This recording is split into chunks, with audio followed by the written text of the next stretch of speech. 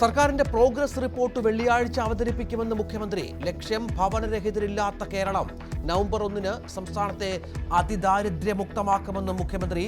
4ാം വാർഷികം ആഘോഷമാക്കി LDF സർക്കാർ. കരിദിനമായി ആചരിച്ച് UDF.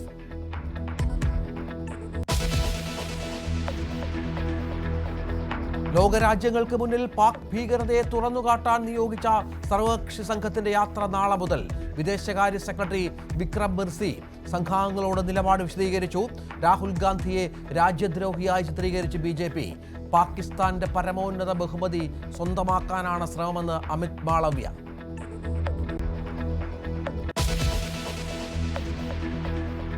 തിരുപ്പൂരിൽ വാഹനാപകടത്തിൽ 3 മലയാളികൾ മരിച്ചു. അപകടത്തിൽപ്പെട്ടത് മൂന്നാർ സ്വദേശികൾ. തിരുവമ്പാടിയിൽ കാർ ഇലക്ട്രിക് പോസ്റ്റിൽ ഇടിച്ച അപകടം. പോസ്റ്റ് ഒടിഞ്ഞു വീണു. സ്കൂട്ടർ യാത്രക്കാരൻ രക്ഷപ്പെട്ടത് അത്ഭുതകരമായി.